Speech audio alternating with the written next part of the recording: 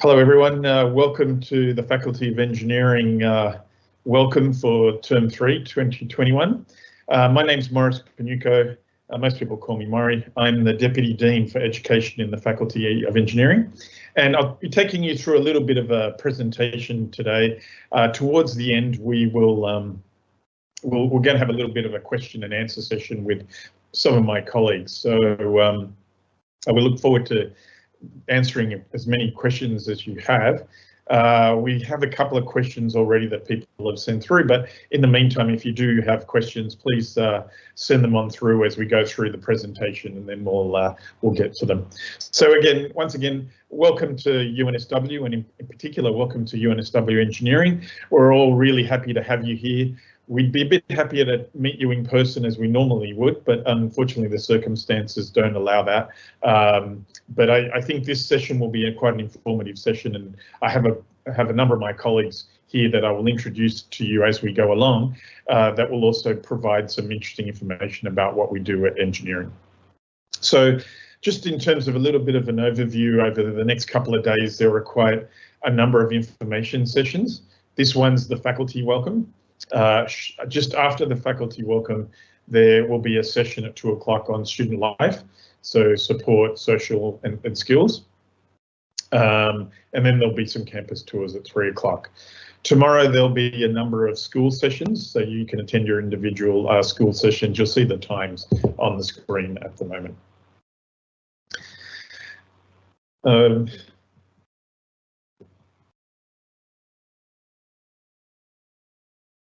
Just trying to advance the slide. Okay, thanks. All right, so just introducing my colleagues here today. As I said, my name's Maurice Panucco. I'm the Deputy Dean for Education. I have my colleague Nathan Zhao, who's the Education Team Officer. I have Debbie Valdez, who's the Women in Engineering Manager, and Michelle Hannon, who's our Work Integrated Learning and Industrial Training Manager. So you'll see Nathan, Debbie and Michelle, they'll give you a bit of a presentation shortly, and at the end we'll have a little panel session where all of us will be available for question and answer. All right, so just a little bit about UNSW and UNSW Engineering. Obviously, UNSW is known for engineering in Australia and internationally. It's a globally renowned university, and particularly for engineering. There are 18 of our disciplines ranked in the top 50 and 3 of them in the top 10. The UNSW is one of the top 50 universities in the world, and in engineering and technology we're ranked #1 across Australia and quite highly ranked across the world. UNSW's Faculty of Engineering is the largest Faculty of Engineering in Australia. We offer about 25 degrees with over 100 combinations. So there's a lot of broad choice, and I noticed that there were some questions about being able to move between options, which we can get to later. We have a 5-star rating for employability, teaching and research.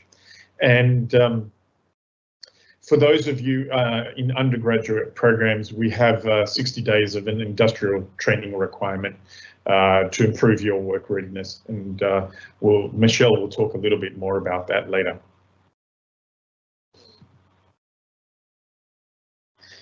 So in terms of your academic workload, what are our expectations? So under the UNSW 3+, we have a term consisting of 3 10-week terms, and there's an optional 5-week summer term. Now, in each of those terms, you'll be doing a number of courses. Most of the courses are worth 6 units of credit. And for 6 units of credit, we say that's around 150 hours of work, which includes you face-to-face time and any additional time outside that working on assessment tasks and so on. Across the year, the full-time study load is 48 units of credit, or 8 courses. So you can see that in the 3-term model, it's also possible to do an additional course. So you could actually do 9 courses by doing 3 per term. That will help possibly accelerate you through your program, but the standard workload is about 48 courses. Now, when you do the maths, as I said, each course is typically 6 units of credit. There are some that differ from the standard 6 units of credit, but for 6 units of credit, you're looking at 150 hours of work for that course over the term. If you do the math, a typical full-time load will be 3 courses, so 18 units of credit, and that equates to about 40 hours per week. So that's basically a full-time workload, just as if you were in a full-time job. Okay, for undergraduate students, what do you do in first year? So what does your first year look like? Well, the bulk of the course, five courses are common core courses. So typically that looks like 2 maths, 1 physics, 1 engineering design course, and 1 computing course. Then you'll add to that 1 year 1 elective, so 1 core elective, 2 year 1 electives, and that gives you about 8 courses in total. So that gives you a rough idea of what a typical undergraduate program and workload looks like.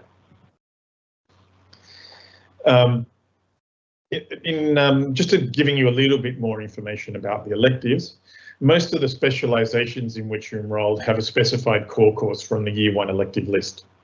So that core course is more focused on your discipline. So you can see that for a typical undergraduate student, a lot of the courses would be foundation courses in maths, physics and computing, but then you would also do 1 or 2 courses in your discipline. So as I said, there's 1 specified core course from the year 1 elective list, and most specializations offer other courses from the year 1 elective list. Now, you may need to take a little bit of care in selecting some of the electives because they will determine what courses, in some case, you can do later on. So you may want to take a little bit of care in selecting those courses. A little bit later, I'll talk about where you can get some additional help. Generally speaking, though, probably what you want to do is enroll in electives that sort of pique your interest, that you're really interested in. For the postgraduate students, there are over 40 engineering master's degrees in more disciplines than any other Australian university. So there is quite a broad choice of engineering programs and specializations in them and so on. So quite a bit of choice.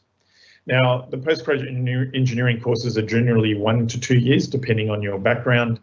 We have also, you can start off in a graduate certificate and then move on to a graduate diploma and then move on to a master's degree, or you may just be enrolled straight in one of the master's degree or diploma straight away.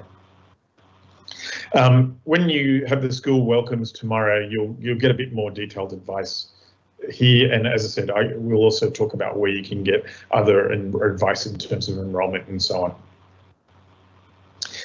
Okay, so again, in terms of student support, particularly when it comes to enrolment advice, which programs you should enroll in, or if you're looking for help on recognition of prior learning, if you also wanted any sort of additional help, then typically you would contact the nucleus or the student hub. Now, other things that the student hub can provide you are things like confirmation of enrolment letters. They can provide you help with fees. They can provide you help with academic transcripts, examinations, if you need to take program leave, applying for special considerations or enrolment problems. So usually your first port of call would be the nucleus or the student hub. Now, if the questions you have are more related to the course that you're enrolled in, so things around labs, marking of assessment tasks, assignments and exams, the structure of course and requirements for courses, course content and so on, then you would typically approach your lecturer or the course coordinator. In some cases, you'll be in tutorial classes and the tutors can be quite helpful in giving you information as well. So just repeating again, if the information you require is related to your specific course and the internals of the course, then typically you would contact an academic that's involved with the course. So that could be the course coordinator, the lecturer, or in some cases the tutor or lab demonstrator. If it's more general enrolment advice, then it's usually the nucleus, the student hub. There's a web link there. They have online sessions and so on. So there's a lot of help. Okay, so now that's a bit of a quick rundown of our undergraduate, postgraduate programs. I'm going to hand over to Nathan, who is our faculty education team officer. Thanks, Nathan.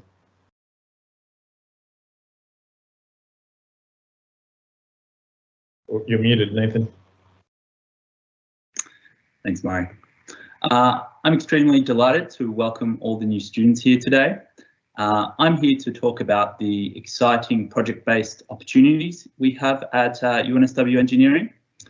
Now, when I started studying engineering, mechanical and science, the stuff I was most fond of was the project-based learning. When I got to build a robot in first year in Eng 1000, and when I did some programming. Those are my most fond memories. And if you don't know what project-based learning stuff is, it is where you get to be engaged in real-world projects, where you get to get your hands dirty. You learn practical skills from design to manufacturing. And in first year, you'll get to taste that in Eng 1000. Now, one place where students make their projects, get their hands dirty, is the UNSW Makerspaces.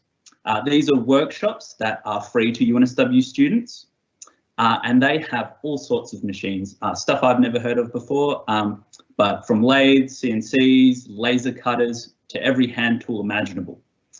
Students not only work in these spaces to do coursework, but also they get to work on personal projects.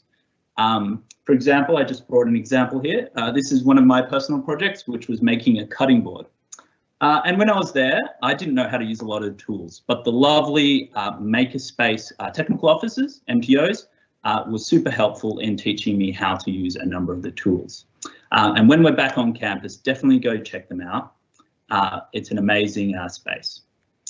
Now, I'm also incredibly excited to introduce the Challenge program. Now, the Challenge program connects students to real-world project-based learning initiatives. These are about projects where you get to get engaged in upskilling with technical skills, but also professional skills. You might discover also something you're passionate about, and you'll get to work in fun teams. Now, across the Challenge program, we have 4 pillars, all engaged in project-based learning. Now, the first pillar, which is our largest pillar, which is vertically integrated projects. It is an elective course and available to postgraduates who are studying engineering science. Now, these projects involve cutting-edge research, from 3D printing medical devices to creating, for example, small solar-powered devices for the early detection of bushfires. These are very exciting projects, and it connects students to industry, to employers, and also to world-class researchers. This is available to undergraduates from their second year onwards as an elective credit, and to postgraduates studying engineering science. And so, as Murray said, it's always good to think about planning your degree when it comes to electives and what you're studying. Now, the second pillar is Assistive Tech Hub. Now, this is also an exciting elective course available to all students and a number of postgraduate programs as well. Please do check out the website if you want to find out more. And in this course, students work with real clients to co-design and prototype with clients who have a disability to improve their lifestyle. We had students, for example, working with the Balmain Rowing Club. The picture there is of Matilda from the rowing club, where students worked with her to design a device to help assist her row. And students had the opportunity to go from design to prototyping to manufacturing a custom device for a real person to have a real impact in their lives. Super exciting program, definitely check it out. Now, the next pillar is student projects. These are extracurricular projects where students solve a problem in a community or enter really exciting competitions. We have AIAA Rocketry as an example, who are very welcoming to first years, teach them how to build a rocket, get them certified, and then students begin entering competitions around Australia. Very cool. We also have Drought Resistant Uganda, who are working with communities in Uganda to develop technology to track rain patterns for farmers. And that is very cool. So definitely check it out. That's an extracurricular. Now, the fourth pillar is humanitarian engineering. This can be made a part of your degree as an undergraduate, as a minor, which basically means just you do a number of courses, which is in total 4. Please check out the website.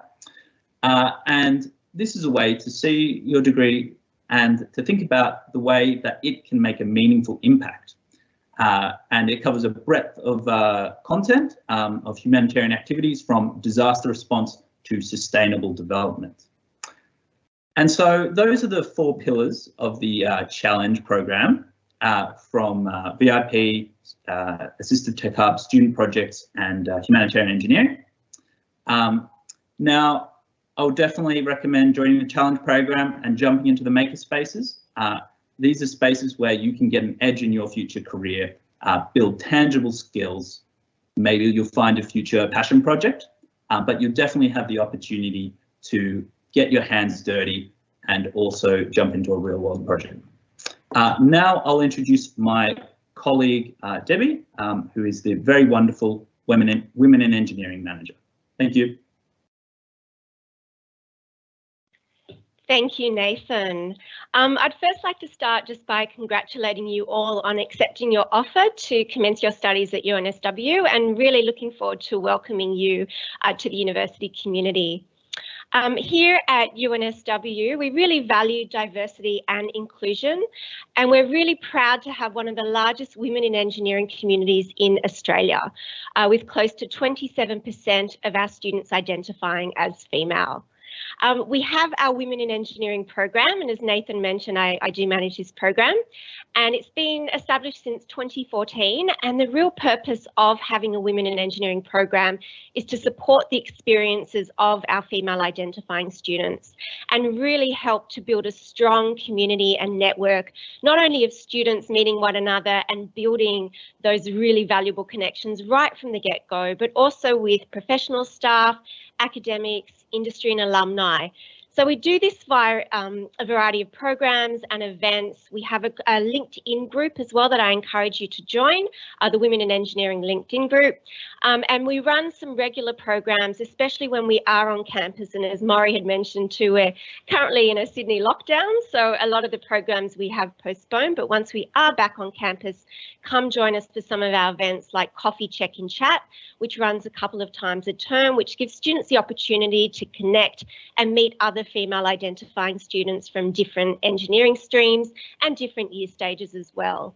We understand, you know, there's a lot of emphasis when students start at university on academics and performance, but an integral part of the uni experience is also building those connections right from the get-go, not only to give you, you know, friends and a great community, but the people you meet at university are those that you are going to be taking into industry once you do complete your studies. So I encourage students across the board to attend the events that we put on.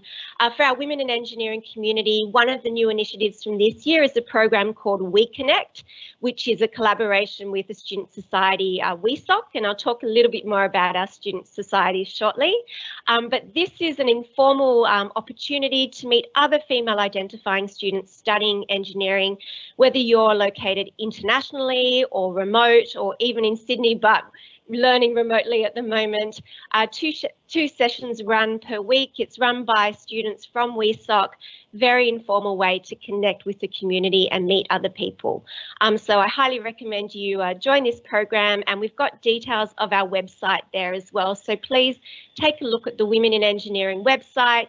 You can see the upcoming programs and events. We also link to student support services and a variety of other opportunities for students.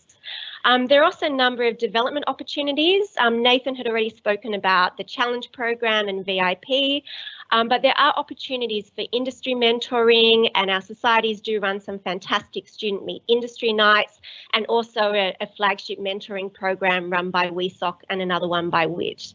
For students who have an interest in entrepreneurship, I'd highly recommend checking out the Founders, and they have a particular program for female identifying students as well interested in entrepreneurship called New Waves. So take a look at that. That's some of the opportunities that we do have to really help build the Women in Engineering program. So with regards to student societies, there are hundreds of different student societies and clubs across UNSW that cater for every kind of interest, but tied into the Women in Engineering program, we do have 5 key societies. We also link to them on our website, but that's WESOC, which is the Women in Engineering Student Society, and they're the ones we collaborate with on the We Connect program. They also run a fantastic program for first year students called the Protégé program, where you're matched up with a student in a senior year to help assist you with your transition to studying at UNSW, and they're putting on a great program called the Industry Mentoring program as well. Another one of our key societies is Women in Technology, and they also do some fantastic stuff with industry. They've got a hackathon happening this weekend and lots of other events as well, which you're welcome to join up for this society. TWEET is the society that's associated with the School of Electrical Engineering and Telecommunications, and they've got a great student meet industry night that's coming up in term 3. We also have WIRE, which is Women in Renewable Energy, and RoboGirls that does a lot of outreach work for the school space as well. So those are the 5 key student societies that are tied into the Women in Engineering program, but there are actually 16 student societies that are supported by UNSW Engineering. So please take a look at the website and see what society you really feel aligned to join with, and also check out the other societies run by ARC to find people with similar interests, and they span from things such as interest in food or interest in sport, hundreds of different societies for you to become part of. I'd just like to end on this note that in my role in particular, I'm really focused on supporting the experience of our female identifying students. You can email me at any time. The email is at the bottom of this slide as well, and I will respond whether it's a question you have about the community, whether you need some additional assistance or guidance with regards to support services on campus. I can help assist you with anything that might come up throughout your studies. So really looking forward to connecting with you, especially once we get back to campus. And congratulations once again in starting your studies here at UNSW. I'd now like to introduce to you my colleague Michelle Hannon, who's going to talk to you about the industrial training. Thank you so much, Debbie. I'll just transfer my slides over now. So my name is Michelle Hannon and I run the Work Integrated Learning Industrial Training team. So welcome everybody to UNSW Engineering. As Maury mentioned, we are a globally renowned university. We are ranked #1 in Australia for engineering and technology, but we do have a 5-star rating for employability as well. What does that mean? It means that employers and companies all over the world and in Australia recognise our university and are eager to employ our students, not only for their graduate roles, but also as interns. And that's where industrial training comes in. Now, if you're undertaking a undergraduate accredited degree, you'll have industrial training as a program requirement, but also if you're taking a postgraduate 8621 degree, that's also a program requirement for you to undertake the 60 days. So what is industrial training? Well, it's an opportunity for you to put into practice what you're learning in the university whilst you're still studying. It gives you work relevant experience that's relevant to your program that you're currently studying. So you're actually putting into practice what you're learning at the university. Most importantly, it's an opportunity for you to try out your future career and to see if it's something that you want to continue with when you graduate, and to get a great network around you. It really does also increase your employability skills. So throughout the whole program, once you engage with us, we develop your employability skills in terms of getting your resume ready, getting you ready for interviews, and connecting with our University of New South Wales careers team, so UNSW Employability. They'll help you get everything ready and get prepared to get out there and start getting yourself an internship and then eventually a graduate position. Now, as mentioned before, there's some fantastic opportunities for you to connect before you start your industrial training. Things like the Challenge project that Nathan mentioned, Women in Engineering, and also our fantastic student societies. So I really do encourage you within your first year to engage with those extracurricular activities, and as well as really get engaged with your student societies. They're a great cohort of students that will help you through and guide you and provide mentorship for you as well, particularly the Women in Engineering program. So please get engaged with those. We spoke to employers only yesterday, some of the biggest employers in Australia for engineering, and they all said it's those extracurricular, those things that you engage in university that we're looking for, and that's what they really hone in on in those interviews. Now, the way to engage with us is to contact us through our website. So that's the first point, and to get involved with us on the Moodle page. Once you're on there, we can walk you through the program. So just get onto our Moodle page within your first year. Now, for undergraduates, we recommend you start your industrial training around year 2. But for postgraduates, it's really at the end of your first year. I'll just show you how to. We are based up in the Student Hub as well, so we do run virtual appointments at the moment because of COVID here in New South Wales. So we are able to connect with you face to face, just like we're doing today. You can also phone us, and also we are in the Student Hub, like I mentioned before. We can do virtual appointments or face to face once we open up. But we do look forward to working with you and engaging with you, and you know, sit tight. You're on a wonderful journey, and the outcomes at the end of your degree that you're studying will be fantastic for you. So I'm excited for you, and we're really looking forward to working with you throughout your whole degree program. I'll hand over to Maury now to run through some questions and answers for you. Thanks very much, Michelle, and thanks also to Debbie and Nathan. I would also like to highlight some of the things that Debbie, Michelle and Nathan mentioned. In particular, yes, you're here to study engineering courses, and they'll keep you quite busy, but as we've seen, there are a lot of other activities that you can get engaged in. I'd advise you to take a little bit of time to maybe look at some of the research that gets done around the university. There's ways of getting involved in the research, such as the VIP program. But there are also other ways of getting involved. There's a lot of clubs and societies as well that you can get involved in. There were about, when we asked ARC how many student societies there were sort of related to engineering, there were about 50 of them. All right, so now that's finished as the sort of most of the formal presentation part. There'll be a couple of more slides at the end, just as we wrap up, just to tell you what we're doing next and how you can stay connected. We do have a number of questions, so now we're just going to go into this question answering session, and I'll get Debbie, Michelle and Nathan to help me out. So I have a number of questions that have come through. I'm going to just start at the top. We'll go through each of them and I'll just read them out.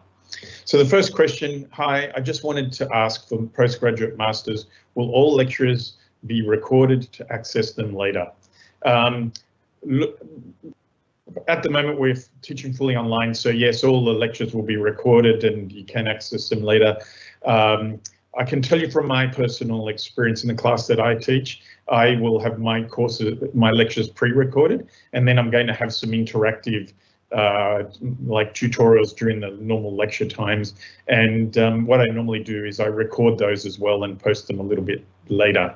So I would encourage you to get involved in some of the interactive classes. So even though you can view some of them later, I think it's best to get involved and participate. There's nothing better than having people exchange ideas and participate in those classes where you're able to participate. The next question, the challenge program on the engineering orientation page states, important note to first year students, vertically integrated projects is an elective course for second year students and onwards. We encourage you to save your first year elective for years 2 or 3 of your degree. This way you'll have room in your program to join one of these exciting projects for 2022. What does it mean to save our first year elective for years 2 to 3? Doesn't this mean we will have no time for VIP projects? I might hand this one to Nathan, and then I can comment a little bit afterwards as well. Yeah, I think that would be useful, Murray. Now, I certainly can't speak to everyone's program because everyone's program is different. And certainly we really advise to, plan out your degrees where you look at where you fit certain courses in because each different degree program has different course requirements. But basically there is a certain amount of flexibility with where you put courses, and you can save, so you can delay when you do those electives for, say, later time in your degree. And so that's basically what we mean by save. But then again, everyone's degree program is different. So we advise you get advice from either your undergraduate coordinator or student services to see what that might mean. But Maury, do you have more input? Look, that's a perfect answer. So as Nathan says, the different specializations and sometimes the different programs are a little bit different in the amount of flexibility that you have. So really this comment is just saying, if you are interested in getting involved in the challenge program and VIP, just try and think a little bit of it up front because there is a little bit more scope in some programs than others. And in some cases you may be better off using your first year elective. In other cases, there may be a little bit more flexibility. But the whole point about this comment is it's better to look at it now if you're keen on doing it. I recommend it. I'm involved in 2 VIP projects, and they're quite exciting. You get to work with internationally renowned researchers and their research teams. As Nathan says, you can contact Nicholas for a little bit of help, or also the program coordinators can help with a bit of advice there. Can offshore students still participate in challenge programs? Absolutely. As I mentioned, I'm in 2 VIP programs, and in at least one of them I have a student that's been offshore all year, and we have weekly meetings. That student joins us in all the weekly meetings. Obviously, we'd prefer to be on campus and all meeting together, but it can work. Obviously, you want to probably talk to the coordinator of that particular challenge program. So when it comes to the vertically integrated projects, you want to talk to the project lead to see how easy that is. But in my experience, it hasn't been difficult at all. I'm going to pass this one to Debbie. Are men allowed to contribute to the Women in Engineering programs? Great, thank you, Maury. That is a really good question, and my answer is yes. Absolutely.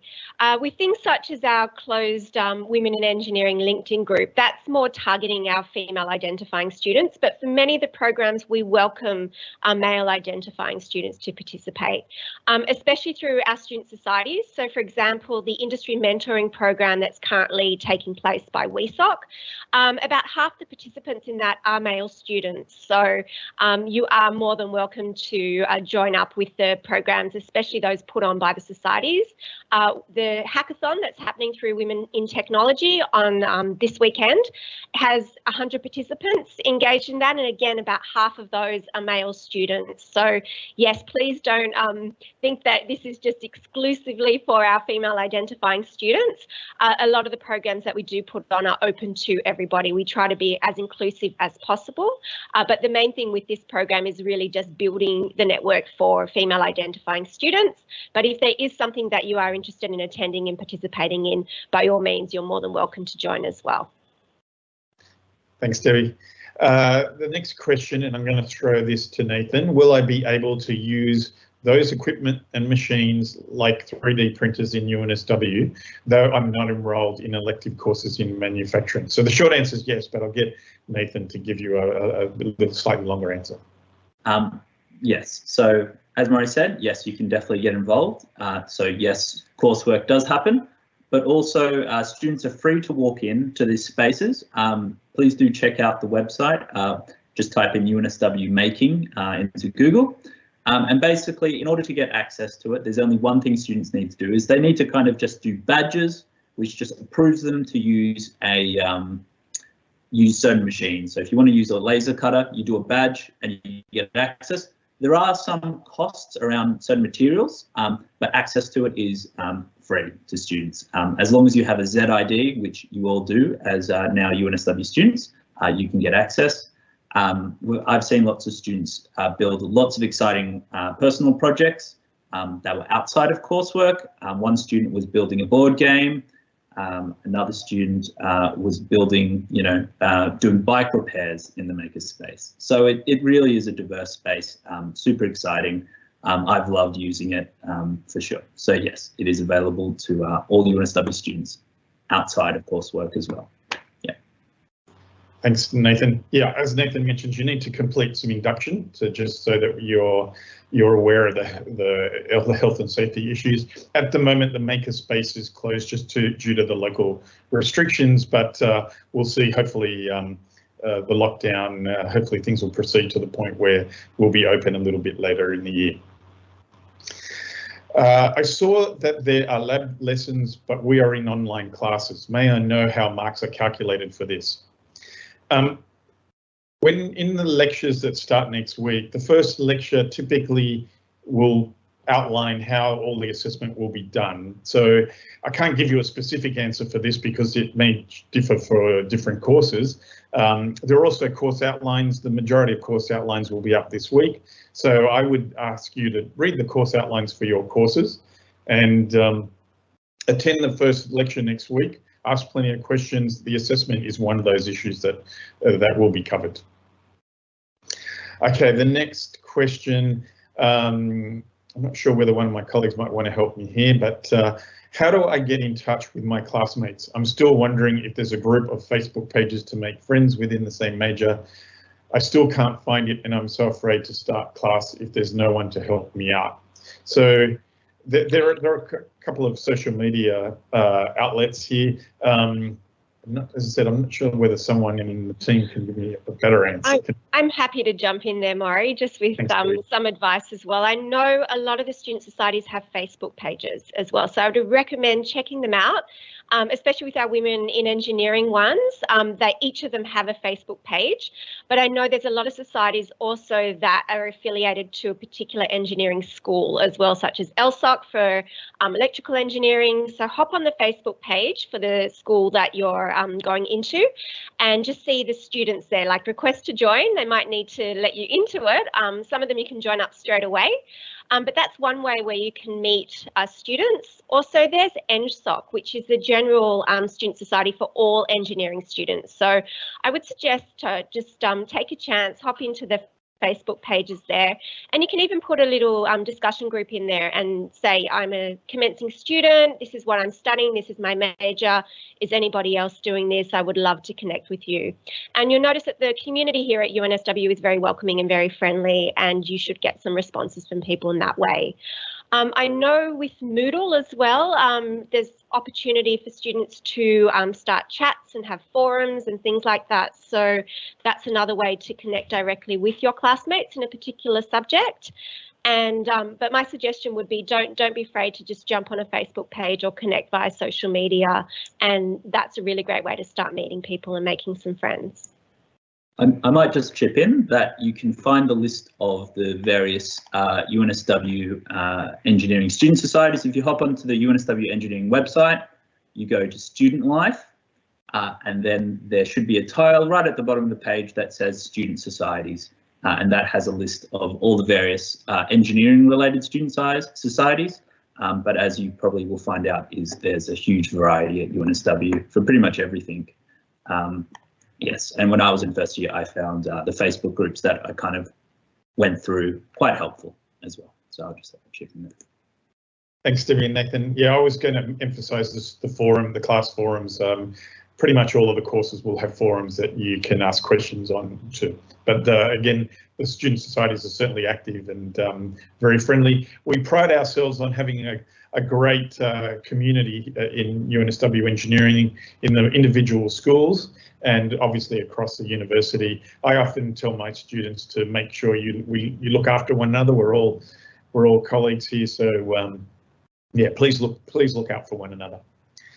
The next question I'm going to hand to Michelle. Is it possible to take more than 60 days of industrial training? If yes, what are the allocated timeframes that we can take IT? Thanks, Maury. So basically, industrial training is for 60 days. That's the total program requirement. If you enter into an employment relationship with the person that you're undertaking your industrial training with, and most of our students do, by the way, they undertake paid placements, you can continue on as long as possible, as long as you feel necessary. Some students continue working throughout their whole degree program. If it's unpaid, the unpaid, only a small amount of our students do unpaid placements, and these are for things where you really want to try something, or you want to work with a company but they don't have a job opportunity there. You might want to take it as an unpaid opportunity. Then it's only strictly for 60 days, and that's due to the government requirements currently here in Australia. The time frames you undertake in industrial training, it's worked around your degree, so you can take it during your term break or when your program allows you to do it.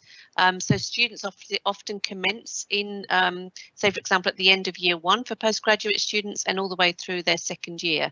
They might work part-time throughout that and take it full-time during their holidays or their term breaks. So that's how that works. There's another question underneath it about the 3+ calendar. So do people generally take off a trimester?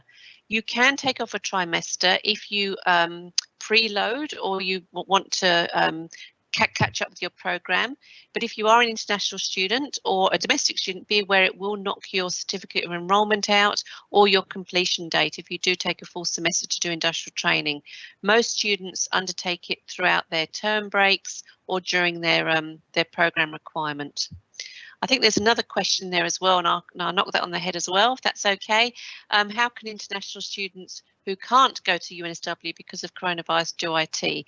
Well, if you're an international student and you are in Australia, you can find a placement in Australia. They're still being advertised. There's plenty of jobs still coming through for engineering. If you're an international student, however, and you are based internationally, you can still undertake placement internationally. We have students that go out to 61 countries. That's how many countries we deal with. So you can undertake your placement overseas at the moment. There are some, because of coronavirus, we do have some workarounds with that, but just contact our office and we'll work you through that step by step. Thanks a lot, Michelle.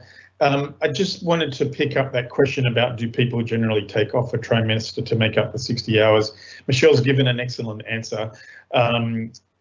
Typically that may work more for undergraduate students just because of the length of the degree program. With a postgraduate degree, you can't really fit, you can't do nine courses a year instead of 8 and so on. Now, one of the considerations in moving to the UNSW 3+ calendar was this ability to be able to, try and do 9 courses a year, and then be able to take a term to do your industrial training.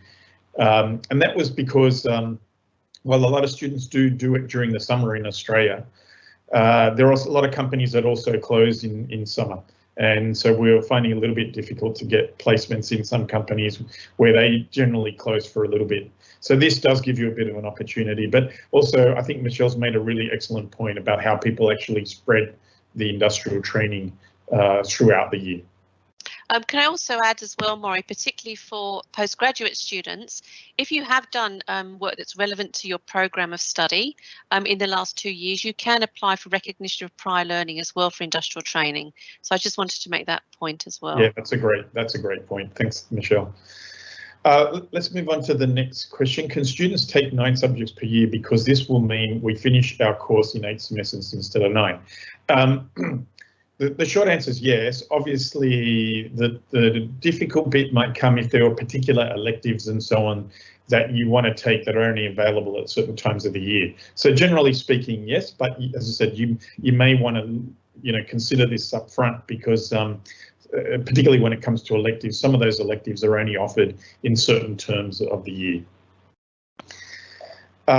Throw this one to Nathan. Can you access the Makerspace as an alumni? Yes, you can, as long as you have your old ZID, that number I mentioned before, or an alumni email. Yes, you can have access. Again, check out the website and you just need to do badges and the same requirements apply to have access. Thanks, Nathan. Michelle, I'm going to pass this one to you as well. I can make a little comment here at the beginning. So do all extracurricular activities benefit employability, or are there specific ones that employers look for? Generally speaking, I think employers do like the fact that students are doing things outside of their classes. I'm sure there are certain ones, leadership type ones, that probably they do look for a little bit more. But in general, extracurricular activities are looked upon favourably. Michelle? Yep, can I just like to add with that, it's not necessarily the activity itself, it's your engagement in that activity that the employers pick up on.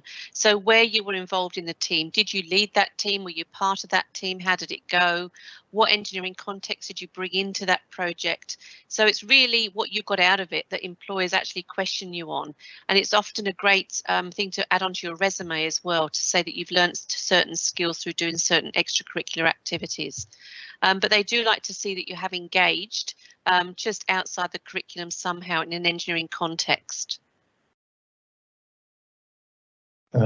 Thanks very much, Michelle. Okay, the next question, will there be any opportunities for coursework master's students to take research opportunities during their studies? So again, the answer is yes. There's a number of possibilities here. There's a research project in the master's programs that will expose you to research.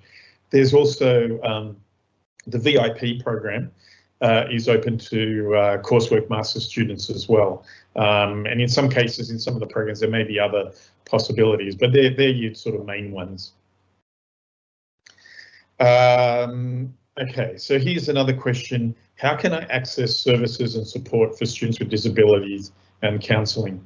Now, there is a unit in the university that's dedicated to this, and you should get in touch with them. Again, go to the nucleus, they can help you in terms of getting in touch and what you need to do.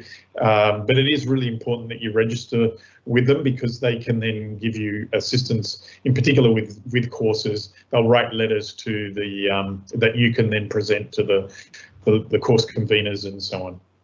Sorry, Maury, can I add something to that? Absolutely. It's called the Equitable Learning Service, and we also have counselling teams. If you want to take a look at the Women in Engineering website, there is this under current students. We do have a tab that links to support services, and that's one of the services where you can get the direct link to find out more about the Equitable Learning Services. But there are a lot of support services on campus that cover health and wellbeing and counselling and people who might have a disability and need an educational adjustment. Yeah. Thanks, Debbie. And if you do have a disability and you need an educational adjustment, as I said, please do register with that service. It's very important. I'm going to hand the next question to Michelle. As for placements, does the university find us the internship, or the students have to do this? That's a great question. Thank you for that. We're very passionate about making sure you get your employability skills built up, and that includes getting out there to the workforce and getting interviewed and finding your own placement. Now, we do bring opportunities in, and we advertise them on our jobs boards. We've got over 10 jobs boards listed on our Moodle site that we want you to engage into. So we do bring employers in, and they do advertise on our jobs boards. You also get a lot of connections through going through the challenge program, for example, joining your student societies where industry do engage with them as well. So there's lots of networking opportunities for you to find a placement, but the whole process that we help to provide you is to get those employability skills right up there and to go out there into the workforce yourself and find job roles. It benefits students enormously. Thanks, Michelle. I transferred from another university, so I don't know if we have to choose an elective in the first year, or which ones to choose from prescribed to breadth to practice electives. It's all very confusing. Can you help me out? Look, without knowing your particular circumstances, again, go to the nucleus. That's your first port of call, and the nucleus will help you step through it. And if necessary, they'll refer you to other people, but the nucleus is the first place you should contact, and I would suggest you even contact them today. Again, I'll pass this to you, Michelle. Is it common for undergraduate students to take industrial training over a term 1, 2, 3 instead of summer? I sort of mentioned this before, but it doesn't hurt to answer it again. So yes, I mean, it depends when companies do lots of intern programs throughout the year now. They don't just wait till summer. So you can engage with your employer, or you can do industrial training during term times, as long as your program permits it, to work part-time, and then take more during the breaks. But yes, summer term is an opportunity for you as well, but do continue on during your term time if your program allows you to do that. Thanks, Michelle. I'm going to hand this over to Debbie for a bit, but how many female students do we have in the engineering faculty in percentage terms? It's roughly 30%, but that number has been growing over many years. So, Debbie, did you want to add a little bit more? Yeah, sure, Maury. So, sorry, it's actually about 27%, which is close to 30, but it is one of the largest communities of women in engineering throughout Australia. The national average is around 16%, so we do have a large cohort of female identifying students, especially in commencing student cohorts as well. It does differ depending on the school as well. I know for commencing student cohorts in chemical engineering, the female cohort's actually around 52%, so slightly higher than the male cohorts, whereas some of the other schools, there's more of a difference. But yeah, as mentioned in my presentation, we do have one of the largest cohorts of female engineering students. So yeah, around 27% across the board. Thanks, Debbie. I still have no courses in my Moodle. Is this normal or not? Again, this might be a good question for the nucleus. They can help you out, or if they can at least point you to someone that might be able to give you a bit more specific advice there. Is there anywhere I can get more information on the quantum engineering major? So yes, firstly, I would go to the website for the School of Electrical Engineering and Telecommunications. That major comes under that school, and there's information there. I've certainly seen some great videos. Debbie, I'm not sure. Yeah, I thought you might want to come in. Yeah, I might jump in. We actually have a Girls in Engineering Club, which is targeted at high school students, and we'll be doing a spotlight on quantum engineering. So we have a couple of video clips that are on our Instagram if you wanted to take a look.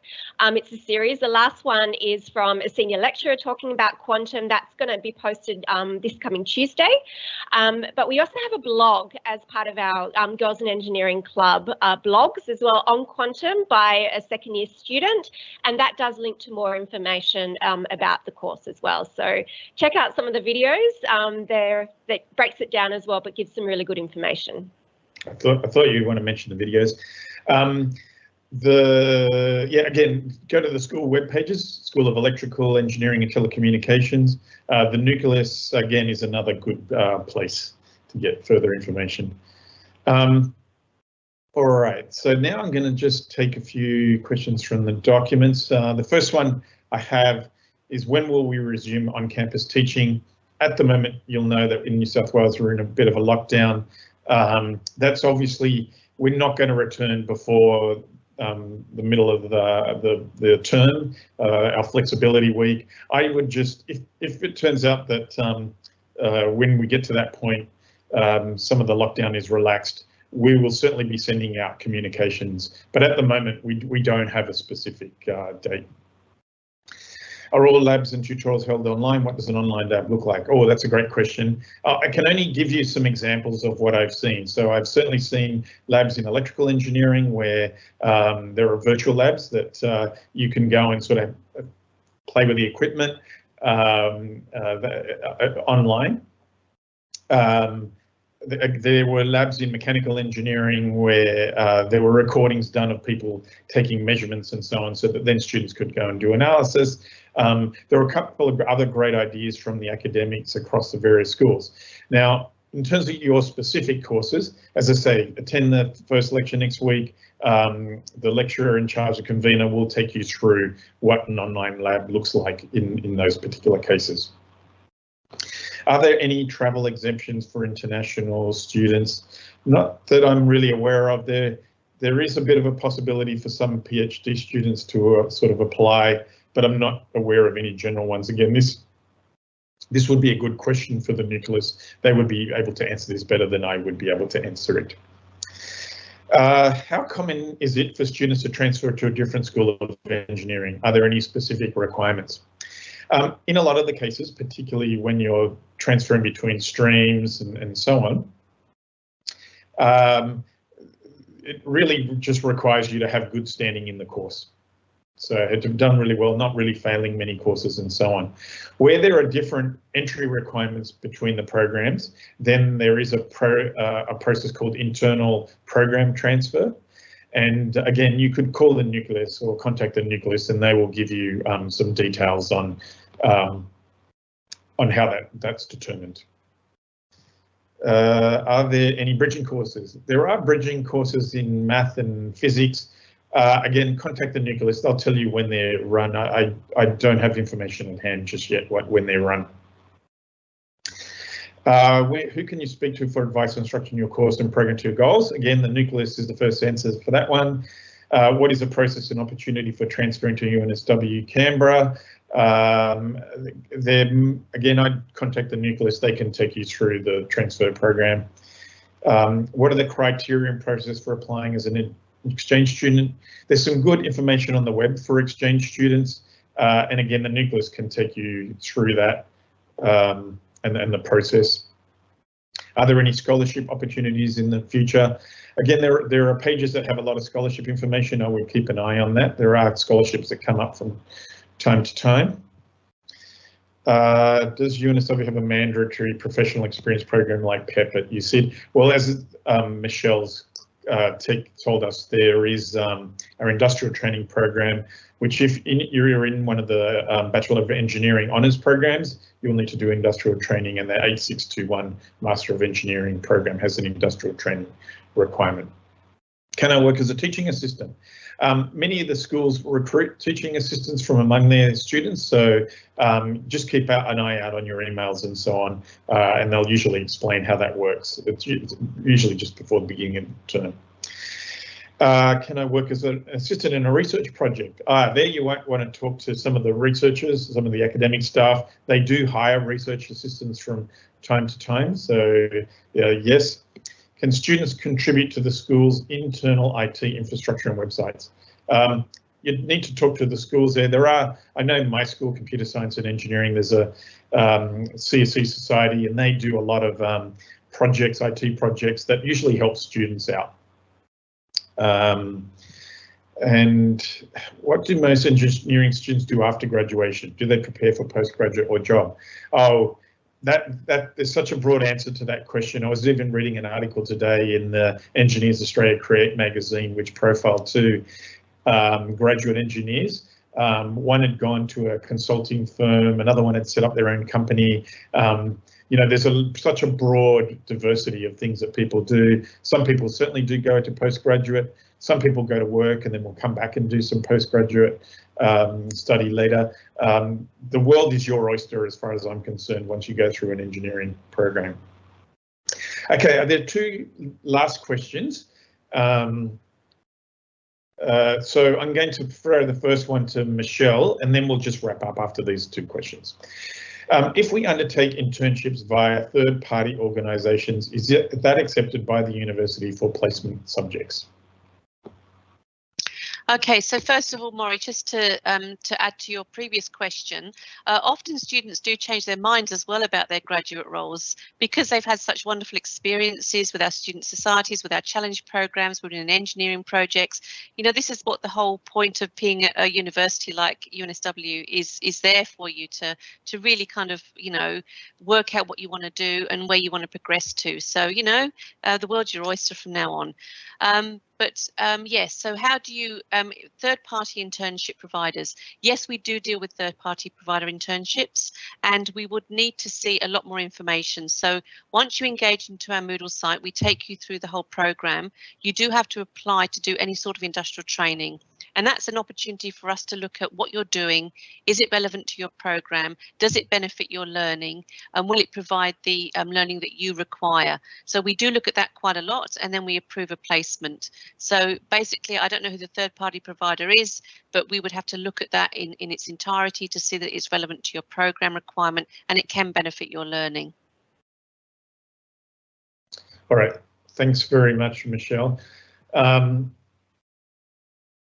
so the last question, how do you qualify for things like Dean's Lists? Well, certainly, if this information is on the webpage, as Dean's Lists are often for, they're undergrad and masters, so there's slight difference between the two. But if you do type in, UNSW Engineering Dean's List, there's a nice little webpage that gives you the information there. All right, thanks for all those questions. They're all fantastic questions. Thanks again to Debbie, Michelle and Nathan for helping to answer those questions. If you do have any further questions, then as I said, your first port of call is usually the nucleus, and then if you've got questions about your specific courses, go and talk to your lecturers and lecturers in charge. In terms of staying connected, we've got Instagram, Facebook, LinkedIn pages.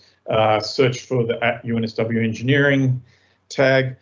There's our fortnightly student newsletter, Enscope, that comes out every 2 weeks, as it says. So please stay connected, stay in touch with us through social media by reading the newsletters, and again, the clubs and societies are really great too. Okay, so that's it for today. As I said, just a reminder, there's a session coming up right now on student life, and there's a campus tour at 3 o'clock. Tomorrow there are school sessions which provide great information, so I'd encourage you to attend those too. So again, welcome to all of you to UNSW. We're very proud of all of our students and graduates, so we're really proud of you. We're looking forward to having you in our classes and in all of our initiatives. I hope you have a great time while you're at UNSW, and when we're on campus, I hope to see you on campus. So thank you very much, everyone, and take care.